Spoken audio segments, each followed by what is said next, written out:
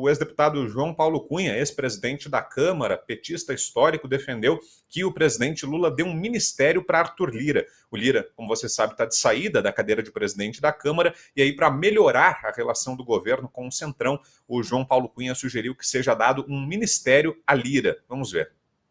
Na realidade, eu acho que esse grupo denominado Centro na Câmara dos Deputados é representativo lá dentro do parlamento e tem uma representação significativa na sociedade. Aliás, as últimas eleições acabaram mostrando isso. De tal forma que a expressão máxima que existe dentro do parlamento é o presidente Arthur Lira. Então, o ideal é que ele viesse para o governo para ser espécie de uma representação e auxiliar o presidente Lula numa costura mais ao centro para 2026. Essa é a razão básica, da minha opinião, de que ele deveria ser incorporado ao governo. O ministro Padilha cumpriu seu papel e cumpriu muito bem. Ele conseguiu aprovar todas as matérias, manteve uma relação cordial com todos os partidos, com todos os parlamentares, de tal forma que todas as matérias importantes do governo foram votadas e aprovadas. E o presidente Arthur Lira cumpriu seu papel como presidente do parlamento de um poder da nossa república. Nesse momento, os dois compondo o governo significa exatamente a projeção daquilo que o presidente Lula tem para o Brasil, a união do país para fazer a nação prosperar.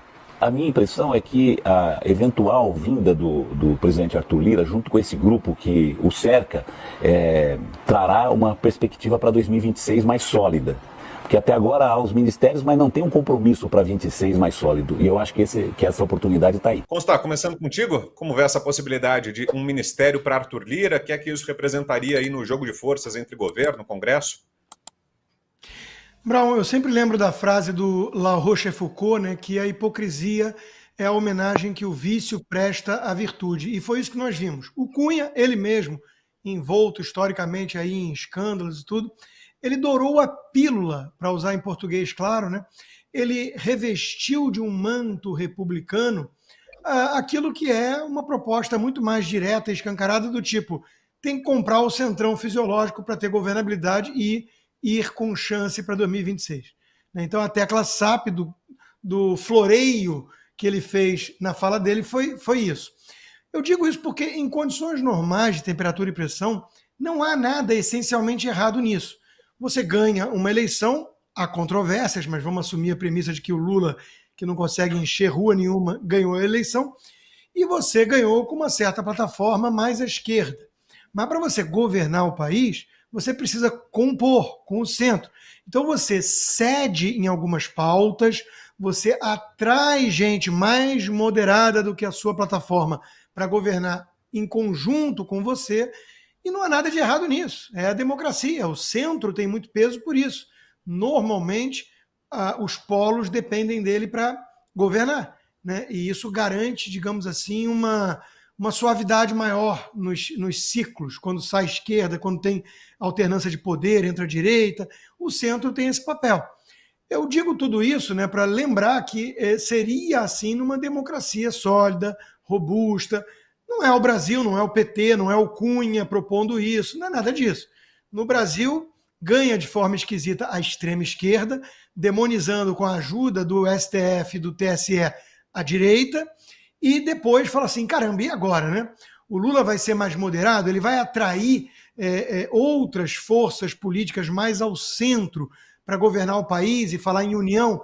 Nada disso. No passado tivemos o mensalão, o petrolão, para ele comprar quem estava à venda.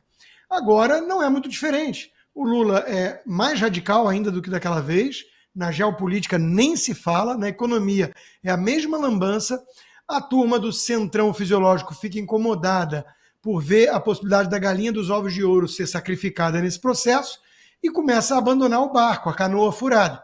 E o Cunha está falando assim, pô, se continuar nessa toada, lascou.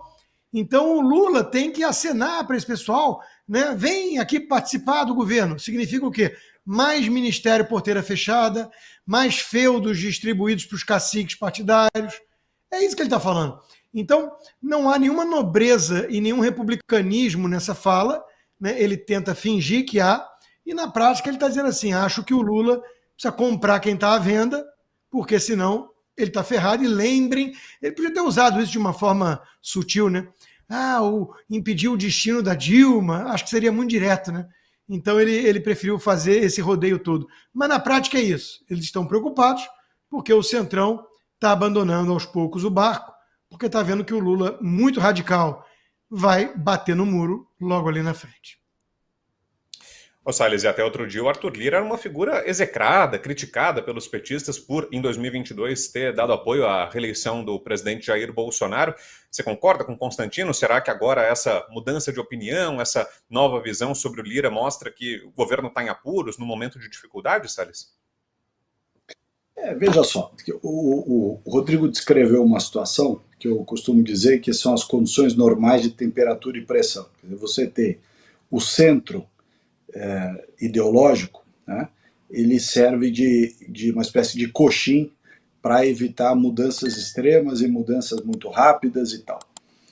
O que acaba acontecendo, entretanto, é que esse grupo virou apenas e tão somente não todo, evidentemente, tem muita gente boa nos partidos do centro, mas este grupo, chamado Centrão, que aí não é uma questão do partido A, B ou C, é uma questão de comportamento, esse grupo do Centrão virou simplesmente um balcão de negócio.